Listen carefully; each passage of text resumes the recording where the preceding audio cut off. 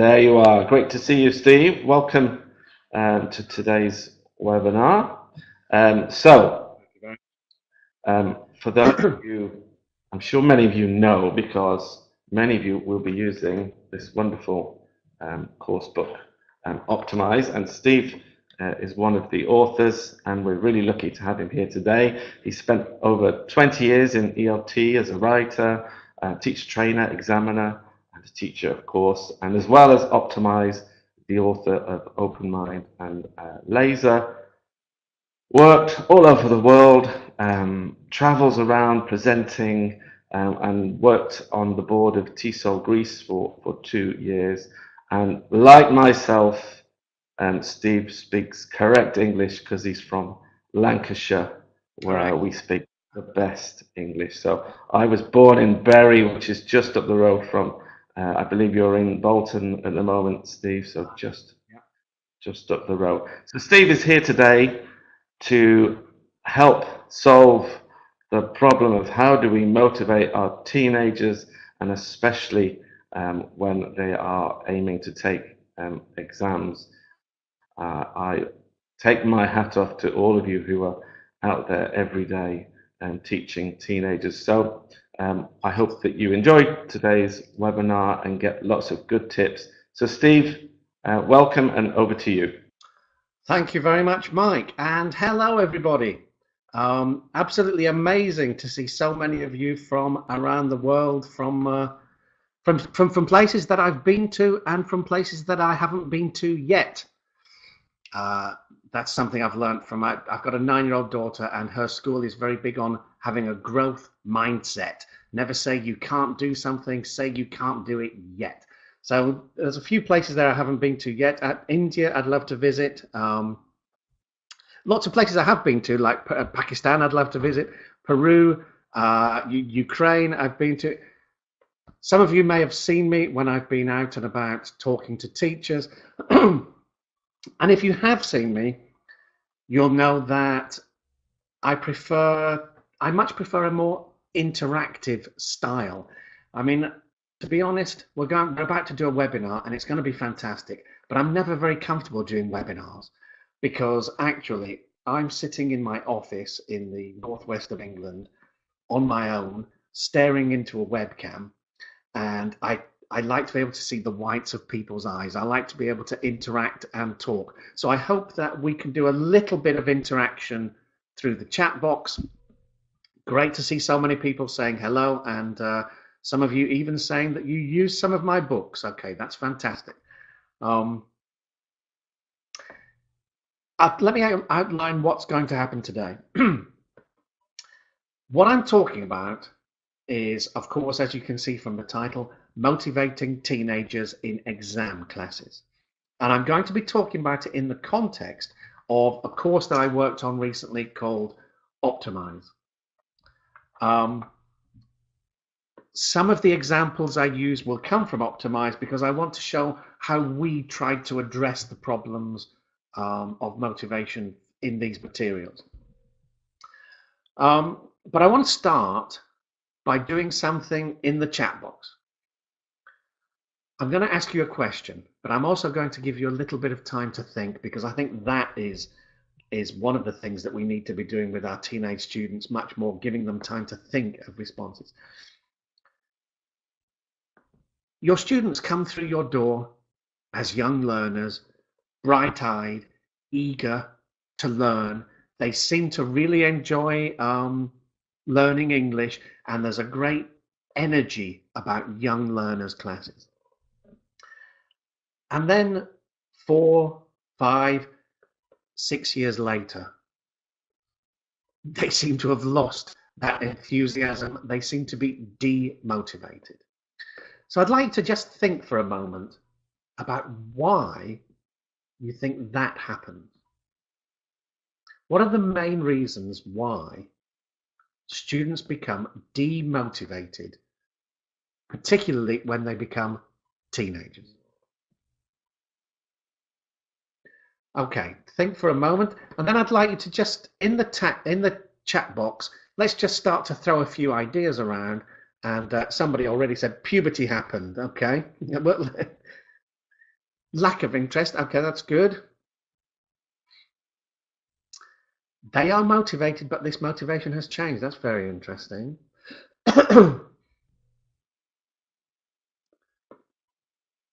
Interesting that a lot of people are mentioning puberty, hormonal changes. Um, they don't always see the progress they're making. That's interesting. They get bored of the routine. They lose the purpose of learning. I think that's an interesting idea. Inferiority complex. I want to come back to something connected to that in a second.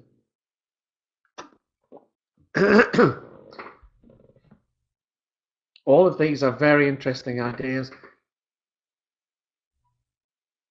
Get bored, problems at home. All of these, there's no doubt that all of these are important things, and some of them are connected to what I want to highlight. Because they have to study, not their curiosity. That's very interesting. As teachers, we don't motivate them enough. I'm not suggesting that it's an easy thing to motivate teenagers, and I don't think we should expect miracles in our classroom. But I think that there are a few techniques that we can use to try to increase both intrinsic and maybe extrinsic motivation. Now, most of you will be familiar with the ideas of intrinsic and extrinsic motivation. The idea here, of course, is that intrinsic motivation is your own internal desire to do something for the sheer pleasure of it. Whereas extrinsic motivation is the desire to do something because of some perceived reward further down the line. Now, to be honest, I'm not entirely convinced that this is such a meaningful distinction, except at the very extremes of the spectrum. I think that most activities we engage in are some complex mix of intrinsic and extrinsic motivation. So, of course, some activities you may do purely for the enjoyment of them. Some of them you do because you're being paid to do it or because you get some other reward. I imagine that for you, teaching English is some complex mix of the two. You do it because you love it, but you also probably wouldn't do it if you weren't getting paid for it. When you learn a musical instrument, I mean, I play guitar, and I've spent many hours on my own in a room playing my guitar and getting a lot of pleasure from it. So there's a lot of intrinsic motivation. But at the same time, that's all mixed up with my knowledge that really, further down the line, I want to be able to get my guitar out at a party or in front of other people, play something and be congratulated for it or enjoy the attention or whatever it is that I get out of it. So I think that students learning English, it's a complex mix of intrinsic and extrinsic. So I do think they're useful reference points, but I don't find it a clear model of motivation, really. Let me talk about a few of the things that where's my mouse? Let me talk about a few of the things that a few of the reasons why I think teens become demotivated.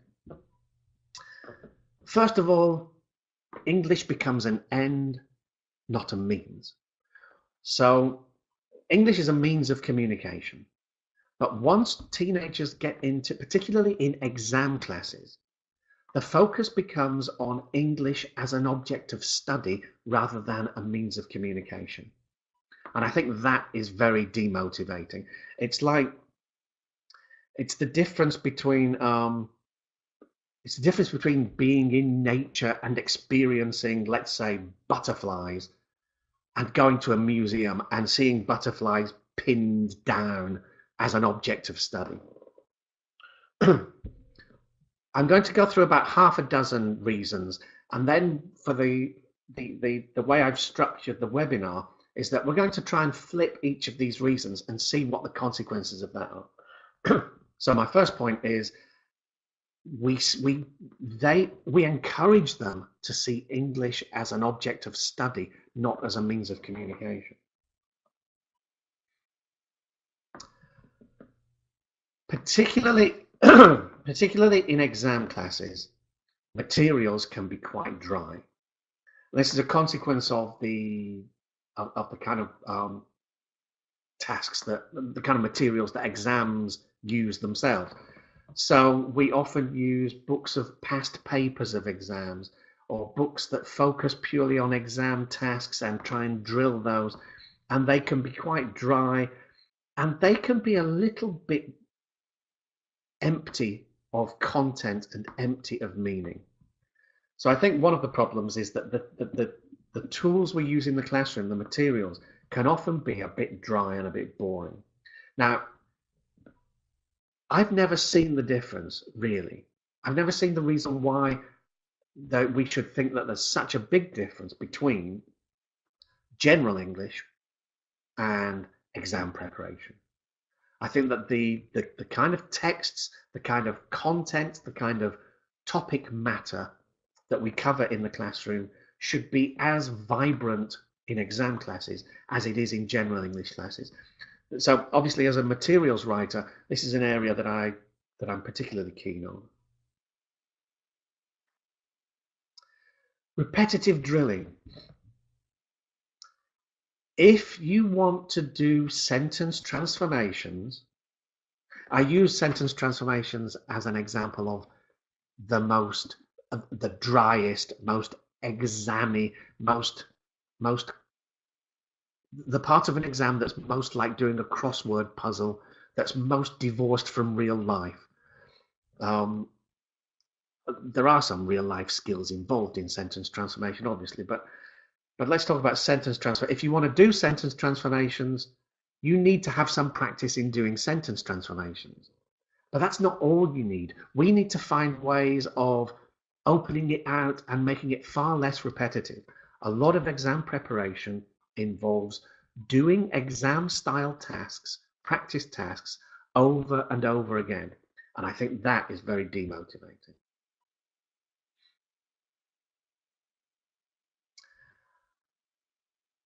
One or two of you mentioned this in the chat box, that English starts to seem irrelevant.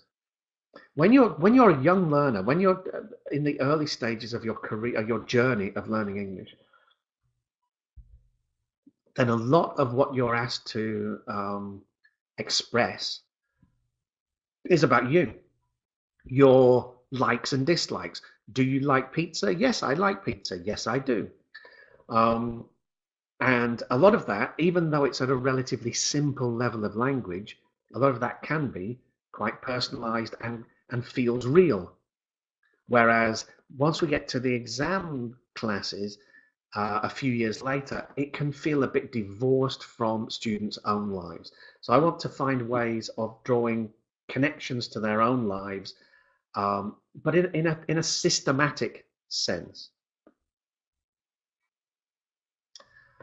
Increased accuracy demand. Because they're preparing for exams where they're going to get a mark, then we tend to focus essentially on accuracy. And for those students, or for all students, but particularly for those students whose English isn't necessarily that strong, I think this emphasis on accuracy can be very demotivating. Let me make a general point about exams at this point. I love exams. Within our profession, I think there's a certain strand of people who argue against getting a piece of paper and we should be learning English for the sake of it, or because we love it, or because it's part of our general development. Reasons like that I've heard from different people. I love pieces of paper. I have benefited hugely in my life from the exams I've taken, from the qualifications I've gained. So I don't see any problem with this emphasis on accuracy. Apart from this demotivating factor, I think we need to find ways of not of decreasing the accuracy demands. I think we need to find different solutions to it, but I'll come on to those a little later. Somebody mentioned something in the chat box about this as well, the increased skills gap.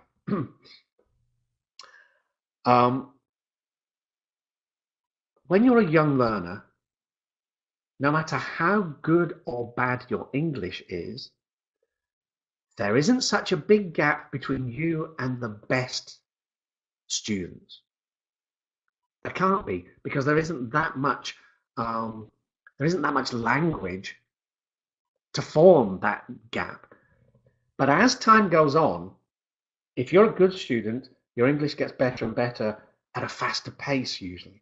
If you're a weaker student, your English, it either starts to stagnate and doesn't really get better at all, or it gets better more slowly. So you find that the gap between the weaker students and the stronger students increases. And I think particularly for the weaker students, this can be very demotivating. So what I want to do is take each of these in turn, try to look at ways of addressing each one, and start to think about how teens become motivated. If the problem is that English is seen as an end, not a means, we need to find ways of treating English as a means, not an end. Ways in which English can be a genuine means of communication. Now, what I'm going to say about all the other factors is connected to this, really. So I don't want to go into too much detail about this one factor, because I don't want to preempt what I'm going to say about a lot of other things. But I will talk about just this one aspect of English as a means of communication. The areas that have always interested me are those spaces within the lesson, or at the start of the lesson, or at the end of the lesson, that are not clearly formally part of the lesson. So this is, for example, the minute or two as your students are coming into the room, the minute or two as your students are leaving the room. These are, I think, great opportunities for meaningful interaction. Now, as a native speaker, I think that native speakers have some advantages, non-native speakers have different advantages. I'm not at all suggesting that native speakers are better than non-native speakers when it comes to teaching English. I think that we all bring different things to the process. But one advantage I think that native speakers have in this context is that when my students are coming into my lesson or leaving my lesson, they know they have to talk to me in English. Now, it may be, if it's I used to live in Greece, I taught in Greece for a long time. I spoke Greek. I tried not to let my students know quite how much Greek I spoke, so that they were forced to speak English with me. And in those spaces at the start and at the end of lessons, that was a great opportunity for me to ask them things about them, about their lives. How was your weekend? Now, in that context, let's take that question of how was your weekend? There is a huge difference between that question asked at the start of a lesson, on the way into the lesson, on a one-to-one basis, in the same way you would ask anybody else, and that question asked halfway through a lesson when everybody else is listening and it's clearly a part of the formal education, the formal lesson. For example, you might have a unit about free time, and warm-up questions or leading questions might be something along the lines of, what do you do at the weekend? What did you do last weekend? The same question in two different circumstances can feel very different. The first one can be genuine communication. The second one rarely is. Now, if you're a non-native speaker, I think that you can still exploit this, because it's also a way of signaling to students that they are now entering an English-speaking space. So as students are entering your classroom, a few simple questions like, Dimitri, how was your sister's birthday party? Whatever it might be, whatever you know about that student, then I think you can exploit that to try and get some genuine communication going, however small. And I think that is motivating. Now, everything else, as I said, everything else I'm going to say, I want to bear in mind this idea of English as means, not end, because that is really the kind of overarching point that covers all the others that I'm about to make. As somebody says, it builds up rapport. That's what I'm trying to get at. I think that rapport is a hugely important concept. And I want to make a statement that I think is a little bit challenging. And I'm not going to go into it deeply, but I've always felt if you want your students to communicate, then you need to be somebody who is worth communicating with. Your students need to think that you are an interesting person. Now, that doesn't mean that you need to know all about the current celebrities or the current fashions, or you don't need to be down with the kids. But there needs to be something about you that makes them want to communicate with you. That is a fundamental point. It's not something that's easy to achieve, because it means that you may need to think about how you present yourself in the classroom and how you come across to students. But I think that being somebody that your students want to communicate with is fundamental.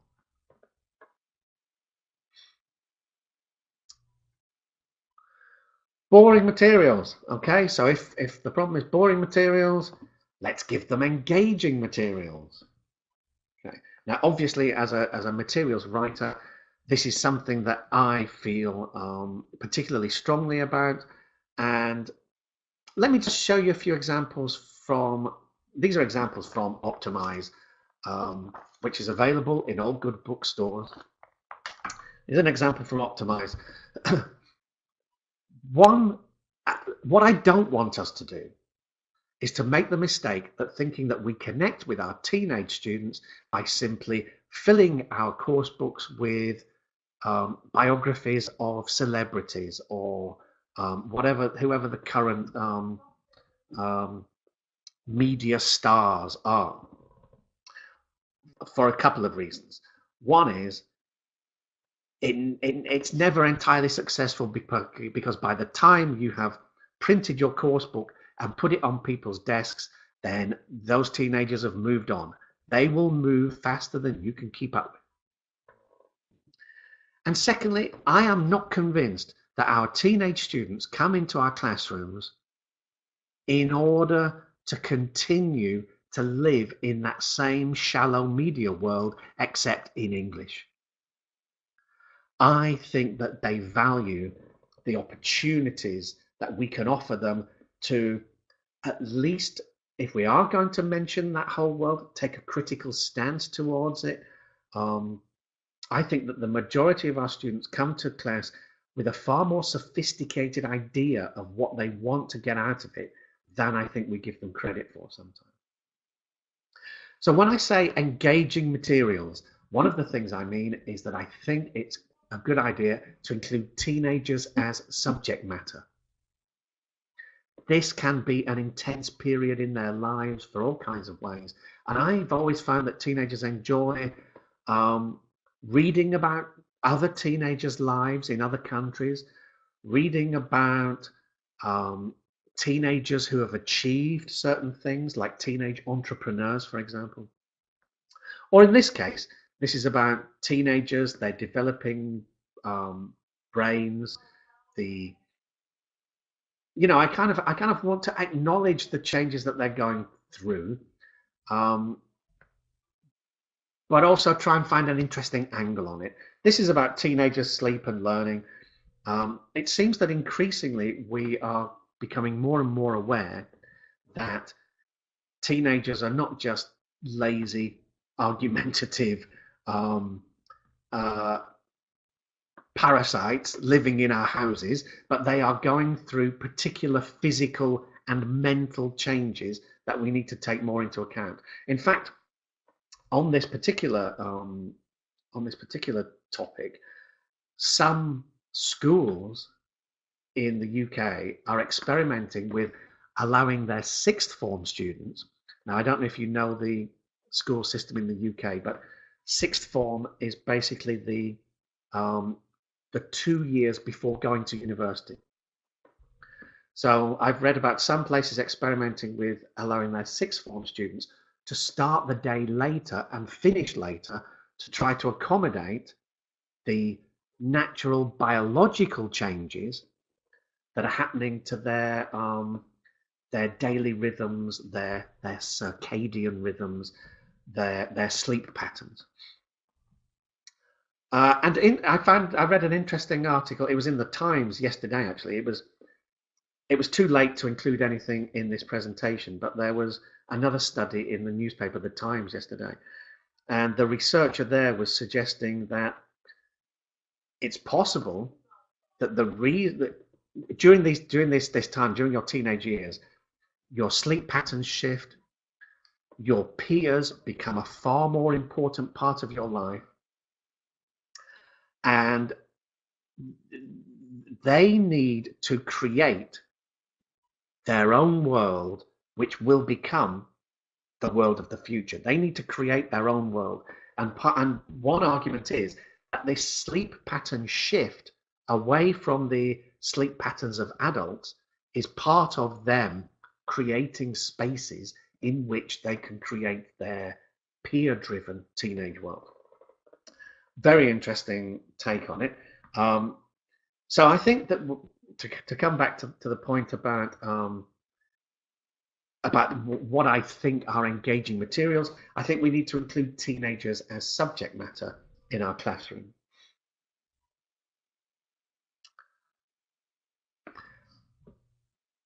I think also that we need to find interesting angles on topics. One of the reasons why students get bored in lessons sometimes, I think, is they have the same messages preached at them over and over from the materials that they use. The messages include things like, we must save the planet. Okay, maybe that's true, but do we need to study it again and again and again in our English language textbooks? Is there some interesting angle that we can take on it? That's what's happening here. I don't play games. I don't have time to be a gamer. It amazes me that anybody over the age of about 16 has time to be a gamer, to be honest. But what is the message that students normally receive about gaming? From their parents, from their teachers, from the media? The message is largely, do less of it because it is a waste of time and you need to focus on other things like studying. Well, actually, I want to flip that around. What do students learn from video games? They learn all kinds of map reading skills. They learn physical coordination skills. They learn various life skills. So I'm always looking for ways in which I can get their attention by just switching it around a little bit, going for the slightly left field angle on things.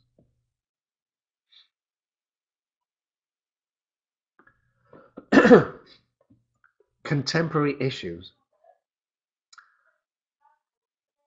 I don't believe it's the course book writer's job to be controversial in the classroom. I'm not in charge of the lesson. I'm not in charge of your class. You are.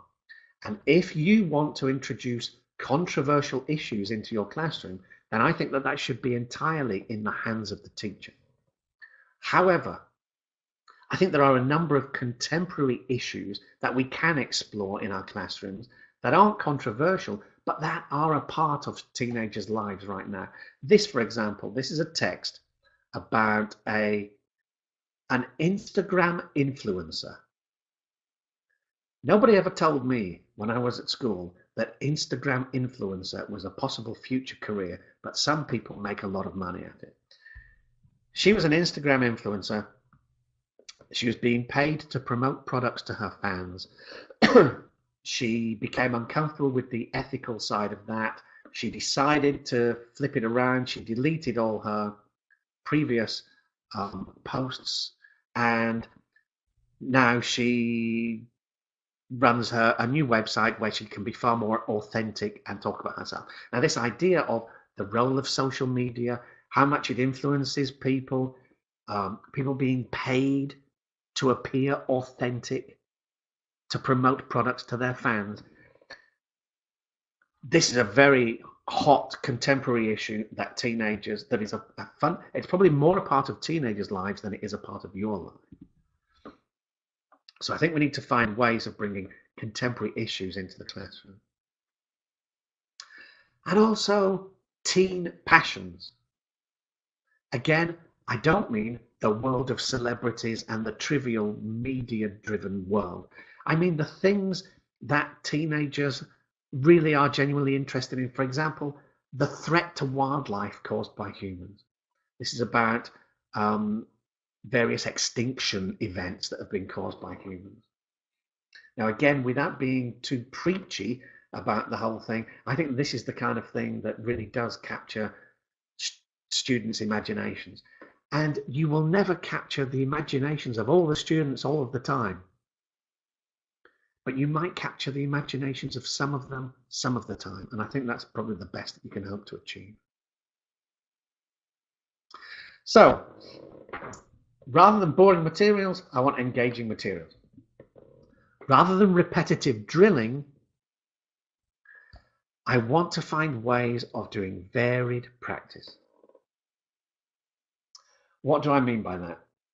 Well, let me show you an example. We talked about sentence transformations. Let me show you a task that is a sentence transformation task, but it doesn't look like a sentence transformation task. This is a text about a Californian teenager, Abby Sunderland, and she sailed around the world. I'll just read a little of it just to give you a sense of how it fits into sentence transformation. 16-year-olds rarely sail around the world, and those who do it alone are even rarer. But that's exactly what Californian teenager Abby Sunderland tried to do a few years ago. An experienced sailor, it had been Abby's dream to sail around the world for some time, but she didn't know how it would end up. Things had been going well, and she was over halfway round when she found herself in a terrible storm in the Indian Ocean. So this is an interesting story about a young woman, a teenage woman, a young teenager who travels around the world, who sails around the world. So my first thing is I want to engage them with the content. This is an interesting text. Can you guess?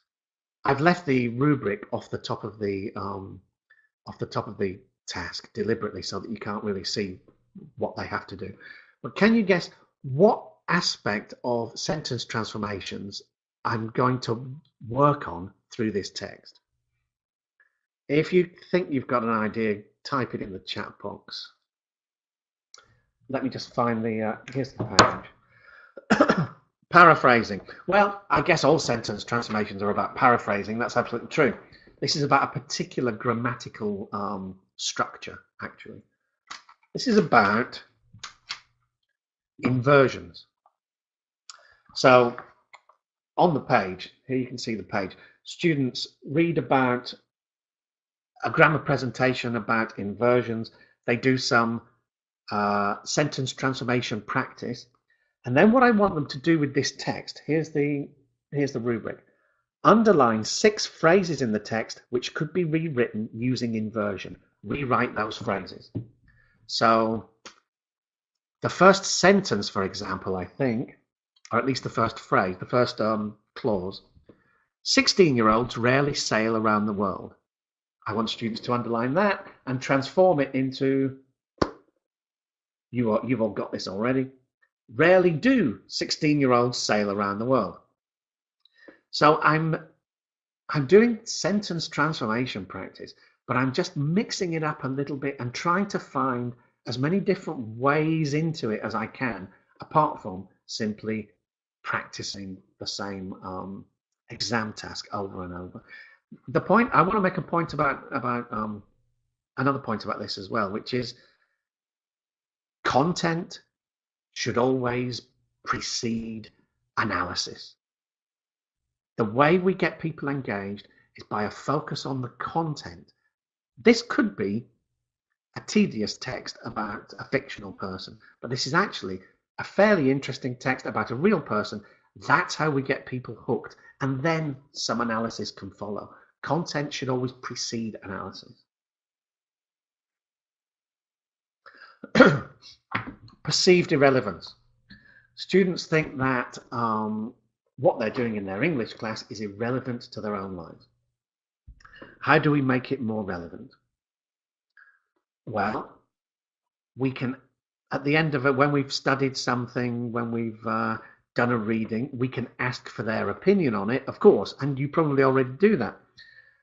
When we came to put together Optimize, we sat down and decided to think about it in more detail and think about what aspects of students' lives do we think we need to connect to. What is it that makes the content relevant to their lives beyond just asking, what do you think? And we broke it down into 5 areas, and I'm just going to show you how we implemented that in this course. Students' own lives, what's happening to them, their circumstances. Let me just find where I am in here. I've used post-it notes to mark everything. I've got a vocabulary page here. The context is it's about literature and reading and language. So students are learning various vocabulary items, and this task here is about collocations with speak, say, and tell. So, for example, tell a lie, speak your mind, tell a joke, tell someone a secret. So I want students to, in this case, I would probably get them to, these things, they've probably seen most of these before. So I would get them in pairs. I want them to decide, is it speak a lie, tell a lie, or say a lie? Okay. So I want them to identify the target structure. But then, to make it relevant to them, I want them to look at them and ask themselves a meaningful question. When did you last do some of these things? When did you last tell a joke? When did you last tell someone a secret? When did you last speak your mind? This then gets them to think meaningfully about their own lives and to draw a connection between the language they're learning and their own experiences. In the book, as you can see at the top of the task there, we've got 5 areas of students' experience. Think, research, culture, learn, me. So the me section connects to students' personal lives. Excuse me a second. Their culture. It is absolutely imperative that we draw connections between what can seem like a distant world, a distant English-speaking world. Now, I don't necessarily mean England and the UK. I think that has become much less a reference point for learning English than it ever was. But I do mean the wider English-speaking world outside their own country. I think that we need to constantly be drawing connections back to their own culture so that they feel that English belongs to them as much as it belongs to people like me. So, for example, This is now from a grammar section. The grammar, for what it's worth, the grammar structure that we're focusing on is participial clauses. But the content is about product placement in movies and in shows aimed at teenagers. And so at the end of the lesson, I want them to reflect on the question, what are the biggest brands from your country? How do they market their products at teenagers? Why is product placement effective? So this now takes the abstract content and connects it to their own world, their own culture.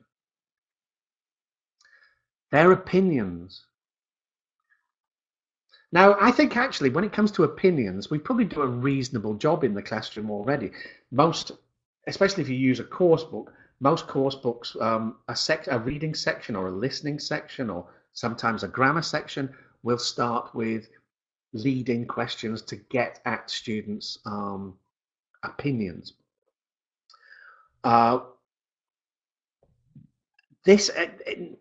We also try to connect it to the whole notion of critical thinking skills. So in this case, they are reading about, just showing that quickly, they're reading about extreme green, leading an extreme green lifestyle. This is things like never flying in planes, never putting your heating on at home, but putting extra clothes on when you go to bed, for example. And so I want to get at their opinions of, do they think they could do it? What would they find most difficult? How could they make their life greener than it is now? Connecting to their opinions. And this is particularly important for this B1 to B2 transition period. I'm going to say something about that in connection with the next category, their world knowledge. Not all teenagers are making the transition from B1 to B2, but a lot of them are. Usually, if they start learning English, I don't know, between the ages of, let's say between the ages of 9 and 12, maybe 8 and 12, then a few years later, in the middle of their teenage years, they find themselves in the middle of this transition from B1 to B2, and often taking B1 level exams or preparing for B2 level exams. And I think this transition from B1 to B2 isn't the same as the transitions before or after. I think something specific goes on here. And if you look in the Common European Framework, you can see that this is what's happening. Up to B1, you are expected to be able to talk about you. And if you look at the way the Common European Framework defines B1, it's very much about you, your interests, your hobbies, your hopes, your ambitions, your dreams. And then if you look at the way B2 is defined, it's very much about the world out there, abstract topics, issues, contemporary questions and issues. So I think that this, at the same time as our students are going through whatever else they're going through in their teenage years, there's also this shift from you to the outside world. So I think we need to make connections to their wider world knowledge, and we need to find ways of encouraging that. We need to find ways of getting them researching things connected to what they've been doing in class. So in this case, they have been reading about one or two specific ways of improving your memory. So I then want them to go and research on their own, find other ways of improving your memory, come back and tell the class what you learned. Now this is, this also of course develops students' independent learning skills. I'm going to speed up a little bit because I'm conscious of the time. I also want to draw connections to what they're learning. I want them to reflect on their learning. They may talk together about what they've learned. In this case, this is quite a meta thing. They study how to do multiple choice tasks, and then I want them to reflect on what they've learned about how to do that. So I want to make their learning conscious.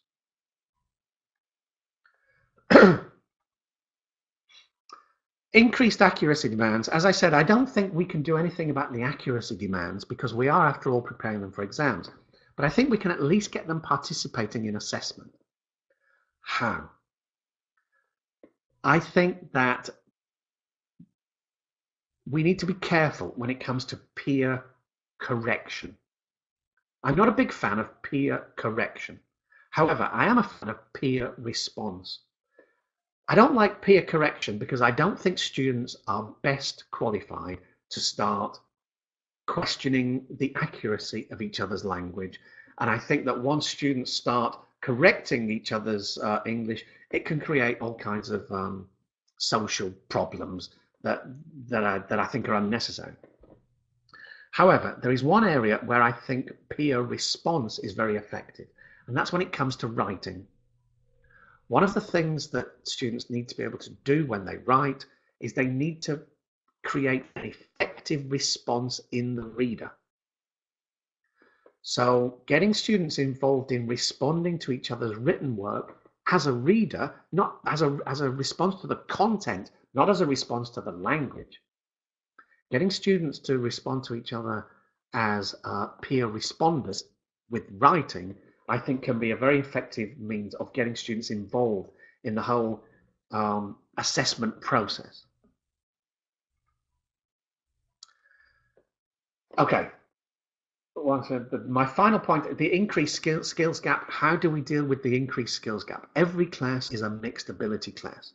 How do we exploit that to best support students, and in particular to best support the weaker students and to get them more involved and engaged and hopefully motivated? I want to suggest three types of activity that work on these areas. Peer idea support.